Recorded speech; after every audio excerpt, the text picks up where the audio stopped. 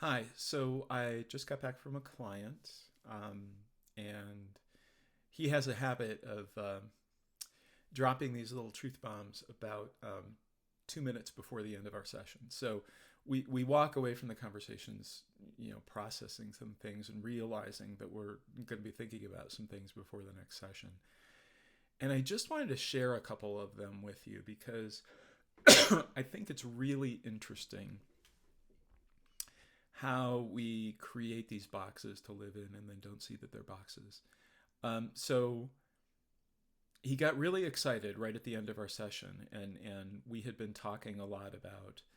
Um, he runs a company, and he had paid a bonus to a group of workers who, in his mind, in retrospect, had failed on a project, and he was kind of beating himself up for doing that, and recognizing why he did it.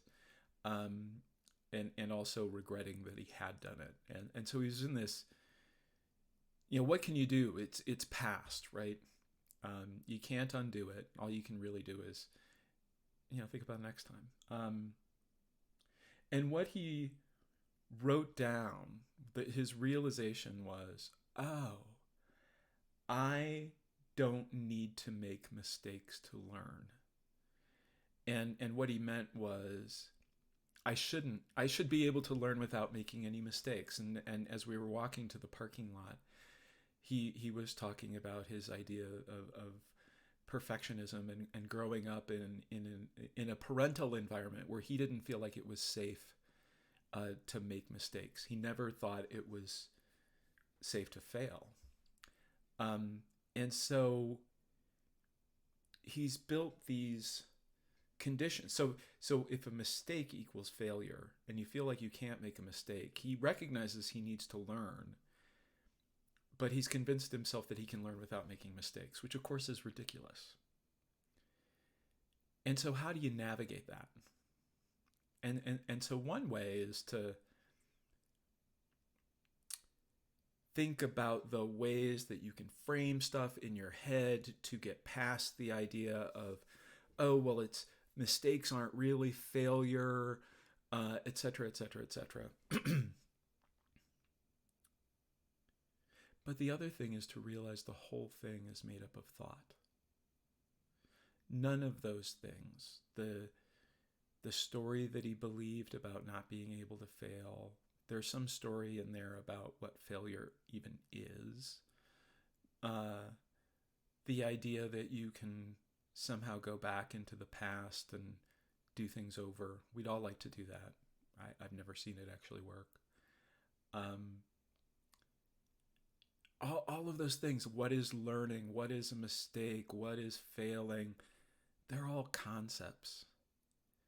They don't exist other than in our heads. And if I were to talk to you about failure and I were to talk to him about failure, we would probably come up with different definitions. And then we'd probably argue about who was right, not recognizing that they were both made up things. And so that realization that our world is made of thought,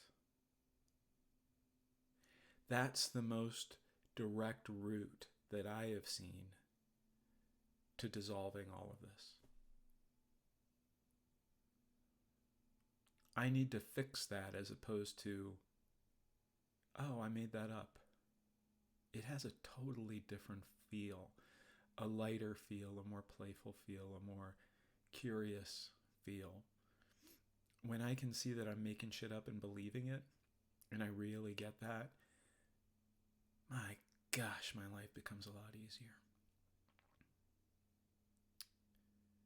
So that's what I'll leave you with today. And if you'd like to turn this into an experiment, look around at your life, and there's probably something that you've been assuming for a long time is real that you need to deal with.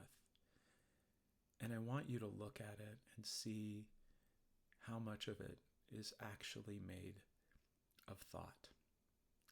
Thank you, and have fun.